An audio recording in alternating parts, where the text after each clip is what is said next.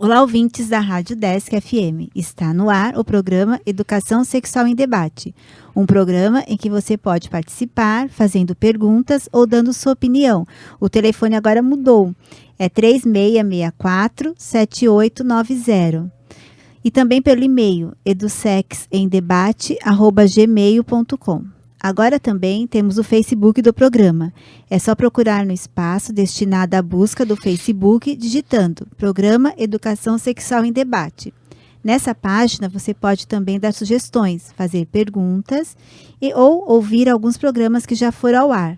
Registramos que o programa é apresentado ao vivo todas as sextas-feiras, das 11h30 ao meio-dia. Esperamos por sua participação. O programa Educação Sexual em Debate é um projeto do Centro de Educação à Distância, SEAD, em parceria com o Centro de Ciências Humanas e da Educação, FAED, ambos centros da Universidade do Estado de Santa Catarina, UDESC. Essa ação pertence ao programa de extensão, formação de educadores e educação sexual, interface com as tecnologias, etapa 8. Eu sou Márcia de Freitas, mestranda do Programa de Pós-Graduação em Educação da UDESC, FAED, e a convidada do programa de hoje é a professora doutora Soraya Carolina de Mello. A professora estará conversando conosco sobre sua tese, intitulada Discussões Feministas na Imprensa para Mulheres, Revista Cláudia e o Trabalho Doméstico, dos anos de 1970 até 1989. Registramos também a presença da professora Aline Zilli, mestranda do Programa de Pós-Graduação em Educação da UDESC também. Bom dia, Soraya. Bom dia, Aline. Bom dia, Márcia. Bom dia, ouvintes. Bom dia, ouvintes. Já peço desculpa porque eu estou um pouco resfriada e a minha voz eu acho que não vai sair também, mas a nossa conversa acho que vai ser legal. Então, vamos começar então. A professora Soraya, agora em 2016, em março, que ela falou para a gente aqui até antes de começar o programa, está bem fresquinho, defendeu a sua tese. Então, professora, conta para a gente o que te motivou a pesquisar sobre essa temática, né? Sobre as discussões feministas da imprensa e a revista Cláudia, mesmo no trabalho doméstico. E falar um pouco também sobre a escolha da delimitação desse espaço de tempo ali para a pesquisa. Eu venho de uma trajetória dentro da UFSC, né, no Laboratório de Estudos de Gênero e História. Minha formação é toda na História na UFSC, desde a graduação. E eu comecei lá na iniciação científica, trabalhando com história do movimento feminista, que é algo que o grupo de pesquisa lá faz, sob a orientação da professora Joana Maria Pedro, lá, depois da professora Cristina Schaib-Wolf. E a questão do trabalho doméstico surgiu quando eu comecei a fazer pesquisa na iniciação científica. Eu fui trabalhando isso a partir de então. E aí no mestrado eu trabalhei com periódicos feministas no Conesul, nesse período também de 70 a 89, discutindo o trabalho doméstico. Então eu recortei as partes que discutiam o trabalho doméstico e fiz pensando um pouco por que essas questões do trabalho doméstico surgem, porque é nesse período que elas surgem como um problema e as mulheres começam a questionar por que só elas são responsáveis pelo trabalho doméstico, etc. E aí, como eu passei daí o mestrado e 3 anos da iniciação científica, então foi muito tempo em cima da pesquisa com essa produção dos feminismos, né, esses periódicos feministas, como fonte de pesquisa, eu pensei em olhar o outro lado, que seria a imprensa comercial, né?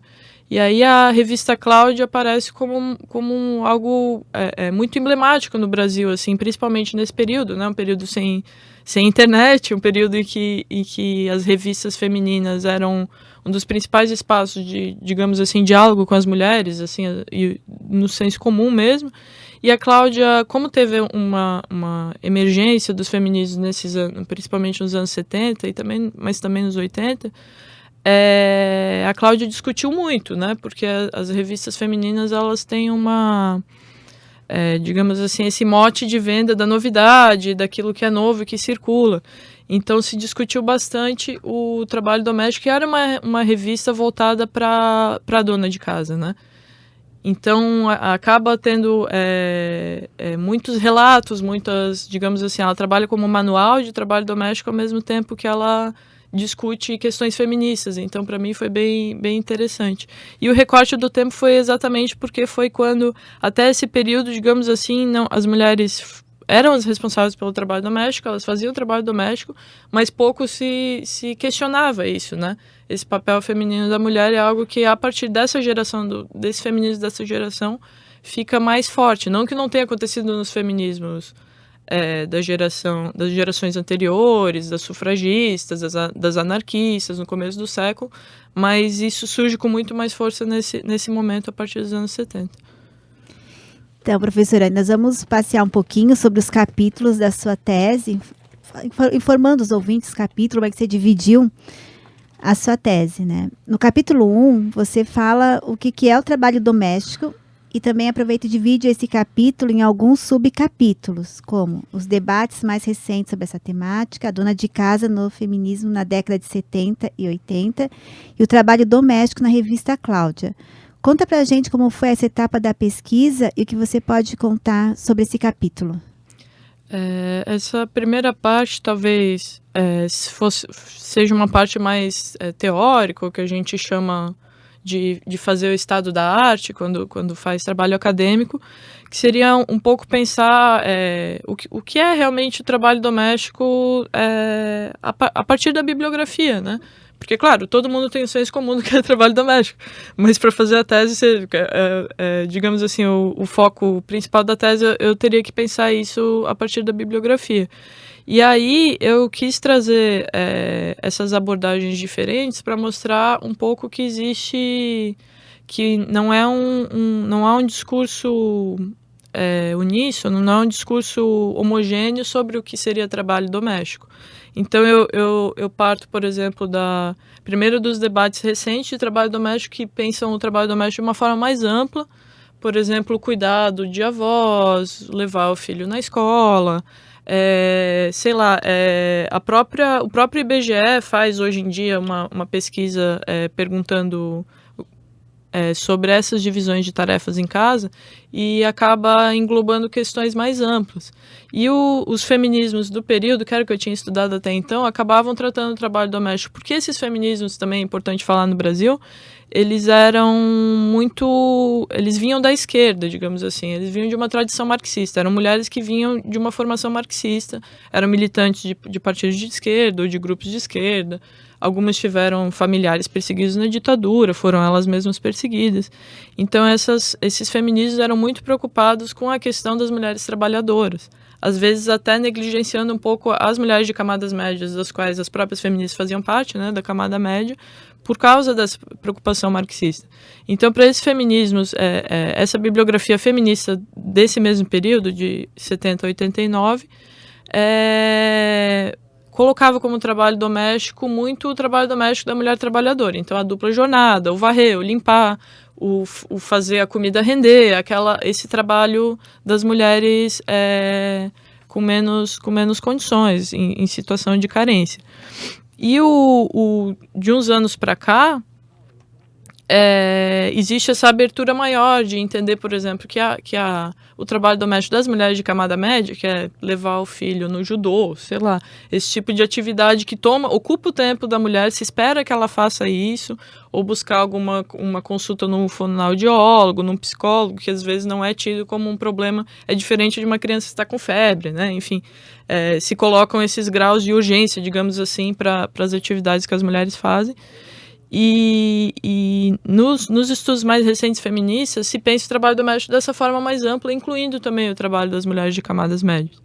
E o interessante para mim na pesquisa foi que, ao observar como a revista Cláudia tratava o trabalho doméstico nesse momento, ela coloca também que o trabalho doméstico, porque ela era focada nas mulheres de camada média, ela aborda muito o trabalho doméstico nessa visão mais atual.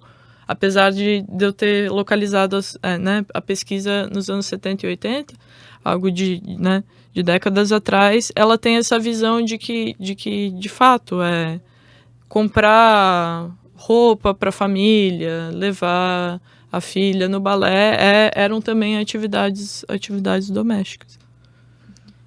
E, na verdade, assim, quando tu fala, Soraya, no teu resumo, né, tu coloca ali que a revista Cláudia era uma revista para mulher moderna, né? O que seria, tu acaba discutindo o que é essa mulher moderna, né, nessas décadas? Ou... Ah, sim, isso é algo muito digamos assim, da própria história desse período, porque a partir dos anos 50 tem a questão da industrialização no Brasil e do crescimento das camadas médias urbanas e as pessoas era uma população principalmente rural, passa a ser uma população mais urbana, tem uma série de mudanças nas sociabilidades, né, que se dá em função disso, e a industrialização e o consumo e a publicidade, que até mais para frente a gente vai falar que tem um capítulo sobre isso, são muito importantes nessa visão de modernidade que se dá nessa, digamos assim, segunda industrialização do Brasil, que se diz a primeira seria ali, principalmente no período Vargas, aí teria essa segunda industrialização bastante incentivada pelo JK. E essa questão da modernidade, quando ela fala mulher moderna, existe, claro, a circulação de novas teorias, a psicanálise é muito importante para a revista Cláudia.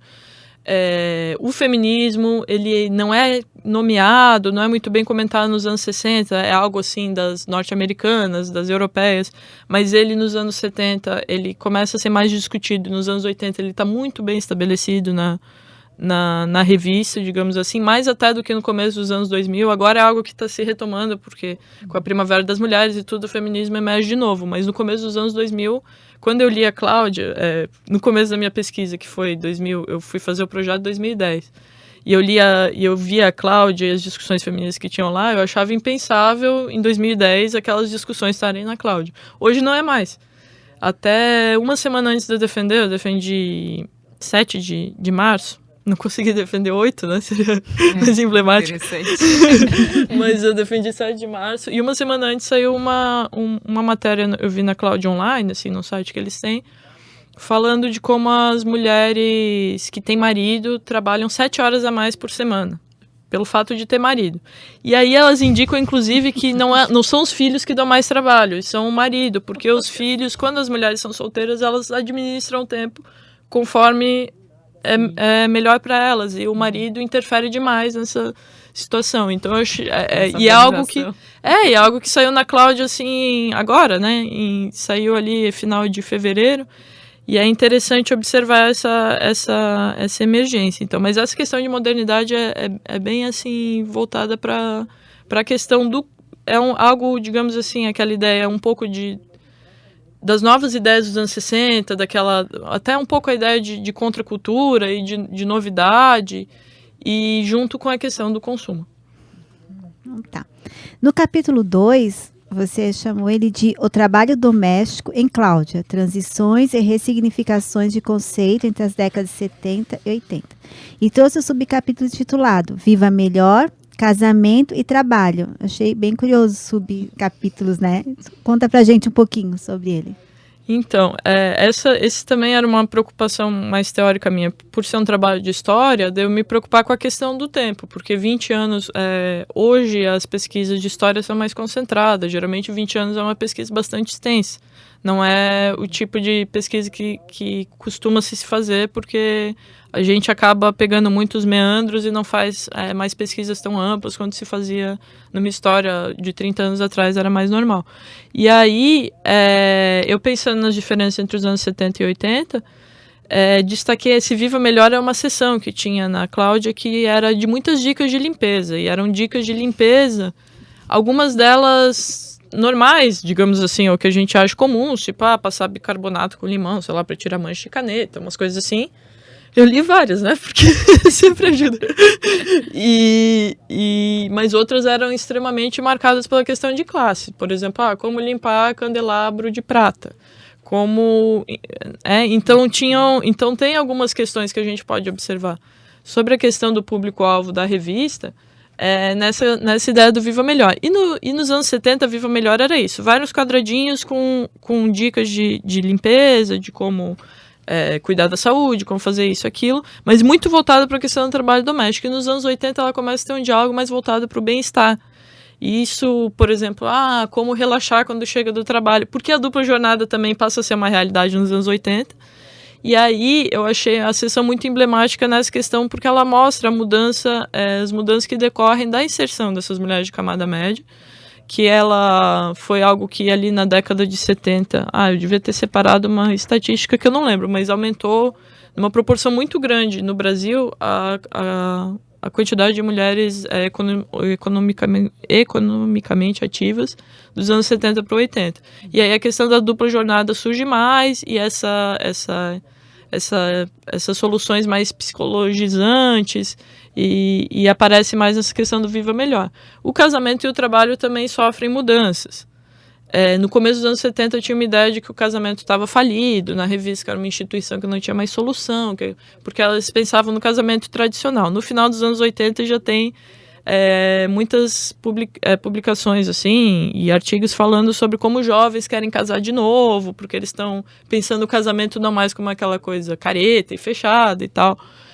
E o trabalho que eu achei mais interessante é esse, porque tem a questão da inserção das mulheres no mercado do trabalho. Então, nos anos 70, se incentiva muito que as mulheres vão trabalhar fora, e aí se discutem os problemas de que com quem ficam as crianças, principalmente esse problema, e não era algo que os esposos fossem resolver, era algo que as mulheres teriam que resolver. Isso fica muito claro na revista.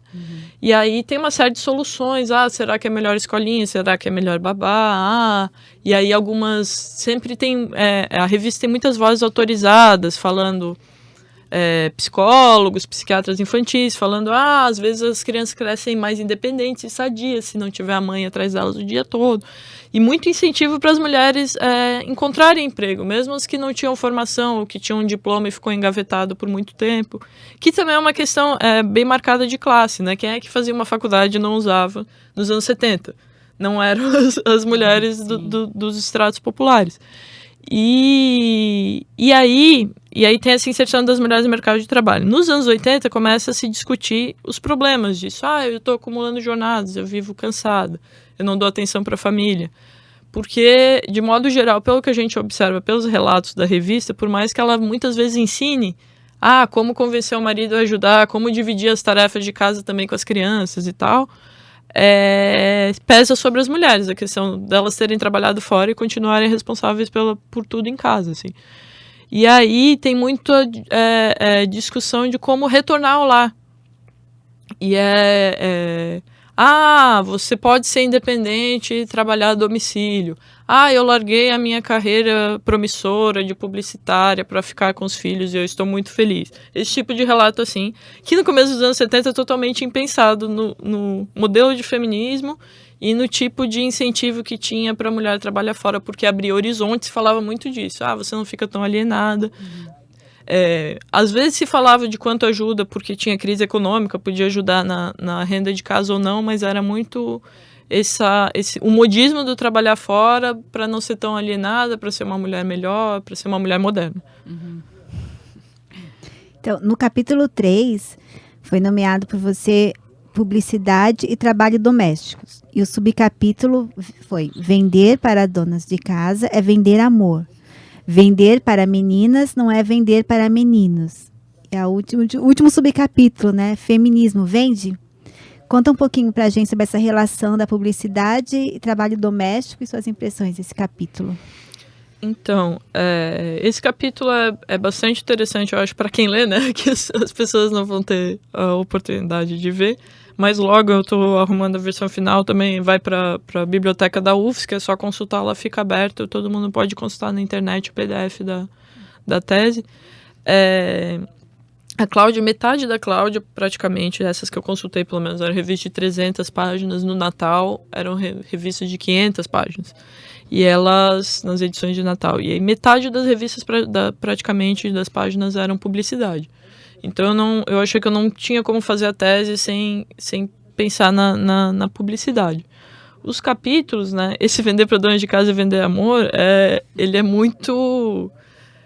porque tem uma associação muito forte entre o amor, principalmente materno, eles pegam a ideia da leitora, dona de casa, como mãe, para vender produto da Johnson e da Nestlé, são as duas principais, as que anunciam e que usam sempre a questão do amor, do cuidado, do carinho, da proteção. E para vender, assim, esses motes de venda do amor são usados muito para produtos alimentícios, produtos infantis, roupas para dormir, roupas infantis para dormir, coisa assim. Tricô também, as linhas de tricô tinha uma questão muito... Parece que todas as donas de casa tricotavam na época, o que é algo que explica... Eu lembro que a minha mãe se sentia muito mal, porque a minha mãe nunca foi uma pessoa de trabalhos manuais. E eu lembro quando eu era criança, que eu nasci em 85, eu era criança, eu via que ela tinha um peso, assim, porque ela não era uma pessoa prendada, assim, né? E aí eu, lendo a revista, eu consigo entender um pouco, porque parece que todas as mulheres tricotavam cachecóis e casacos para a família, e isso era posto como, demonstrar amor para a família, como, olha, você é uma fábrica de amor lá, tricotando, fazendo... Então, se associou demais essa publicidade à questão do amor com esses produtos, né? E tem muita publicidade também de brinquedos, e aí os estereótipos são, assim, todos aqueles que a gente conhece elevados ao cubo, ao ponto de ter uma bonequinha que chama Melinha, que procura casa de criança para trabalhar. E ela tem uma vassourinha e ela passa uma roupinha. E é uma boneca que parece uma criança de 3 anos, assim, das que nem caminha direito. E é a Melinha. Isso foi, nos anos 70, tem esse anúncio da Melinha na Cláudia. E os anúncios para meninos, não, são brinquedos lúdicos, não tem muitos brinquedos específicos para meninos, como a gente pensa lá, os bonecos de ação e tal, mas tem super massa, tem brinquedos educativos de montar e tal, de blocos, e aí eles não têm essa carga de gênero e não... Parece que não tem essa associação entre o doméstico ou qualquer tipo de trabalho ou profissão e os meninos. E quando tem, são profissões, sei lá, aventureiras, bombeiro, policial, é algo que é na esfera pública e que remete à aventura, assim. E a última parte, né, que é Feminismo Vende, eu pego alguns anúncios que usam o feminismo para tentar, de alguma forma, citam o feminismo no anúncio, que é algo que se evitava na publicidade, porque para que associar o nome do anunciante ao feminismo, que é algo que não era muito bem quisto. Mas a maioria desses usos foram, de fato, assim, irônicos, ou desqualificando o feminismo de alguma forma, ou associando o feminismo à modernidade. Por exemplo, tinha um conjunto de talheres que anunciava da seguinte forma: você é toda moderna, faz yoga, é feminista, mas tem um talher de camping junto com um talher de plástico, porque não tem o faqueiro... E não tem o faqueiro completo. Então, o que adianta ser moderna se você não tem o faqueiro completo? Era mais ou menos essa a mensagem, assim. E era esse o uso mais frequente do feminismo na publicidade que apareceu. Tá certo. Já demos boas risadas aqui com esse capítulo. No 4º capítulo, você traz o título Feminismo e Trabalho Doméstico nas páginas de Cláudia. Nesse capítulo, você fala um pouco sobre a Carmen da Silva. Conta pra gente sobre esse capítulo. A Carmen da Silva, né, a quem chama ela da dama do feminismo brasileiro, porque ela foi uma grande pioneira no Brasil em levar para os meios de comunicação de massa a questão do feminismo. Então, ela começa a escrever. A Cláudia é fundada no Brasil em 61. A Carmen começa a trabalhar lá em 63, uma coluna que já tinha nome, A Arte de Ser Mulher. E ela começa a escrever lá sobre... Ela tinha uma formação em psicologia, ela começa a escrever lá sobre os problemas das mulheres, as questões que inquietavam. E muitas das questões que inquietavam estavam ligadas àquilo que a Beth Friedan chamou de mística feminina, da questão de estar isolada em casa, da questão de ser dependente, da questão...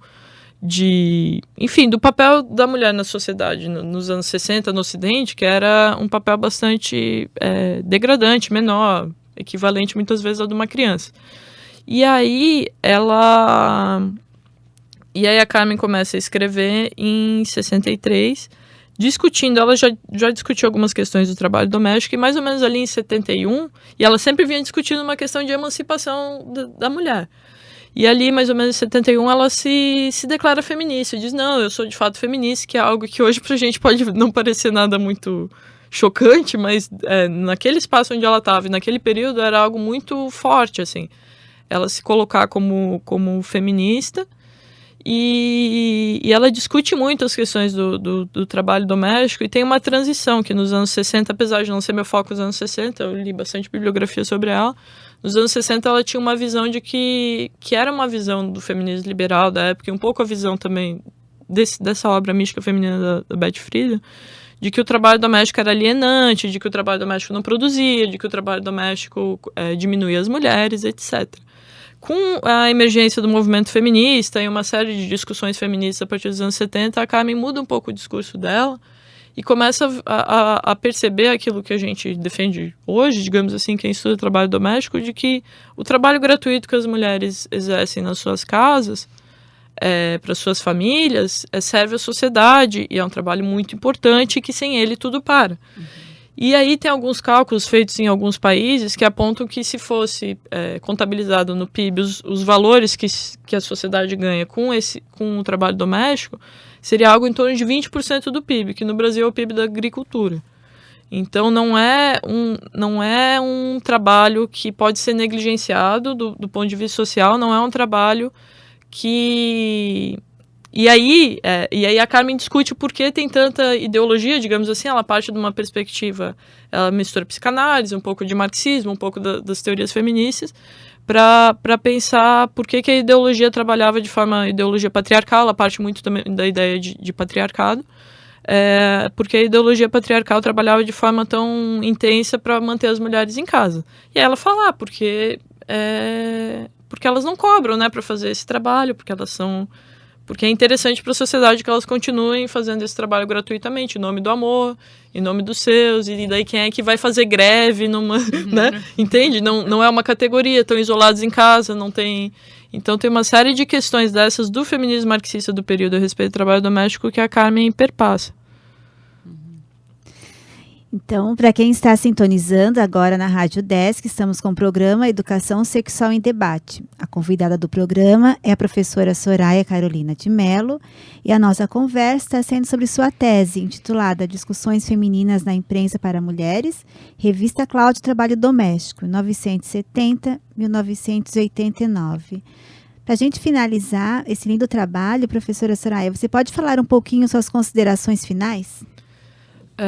Principalmente na última parte do capítulo, é uma questão que eu percebi é que a revista Cláudia, apesar do seu caráter conservador, voltado para venda, etc., abordou de forma muito complexa, às vezes até mais que os periódicos feministas, a questão do trabalho doméstico, passando essas questões que eu estava falando antes, que o trabalho doméstico tem valor, que é importante para a sociedade e tal. E isso foi algo bastante surpreendente assim, que eu encontrei na pesquisa.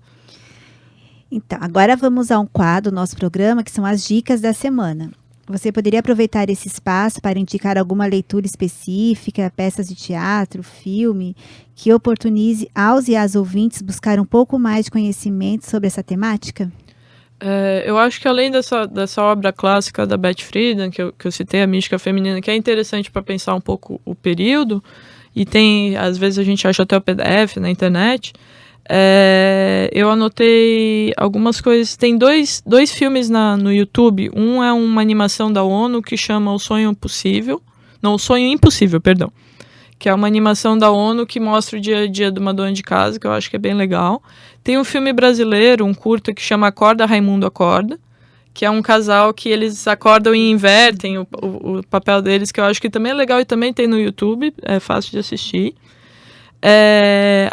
Tem um seriado que passa na TV Cultura e tem no Netflix também, que é o Mad Men, que ele fala dos anos 60 nos Estados Unidos e a criação da publicidade, mas ele aborda muito nas personagens femininas a questão do trabalho doméstico, assim, nas 3 primeiras temporadas, que eu acho que é bem interessante para pensar a questão desse período. E, se alguém quiser ver alguma pesquisa recente, tem uma pesquisa que foi lançada ano passado, é só digitar também no Google, O que é ser menina no Brasil, de 2015, e que ela tem uma parte da pesquisa que fala como as meninas fazem mais trabalho doméstico em casa que os meninos e tem uns percentuais um pouco chocantes, assim. E as pessoas até se questionam, mas a pesquisa foi feita, diz lá, tem onde coletar os dados e tal. E é interessante pra gente ver que é uma questão que persiste, né, e que tá aí. Então, obrigada pelas dicas, Soraya. Nosso programa está chegando ao fim.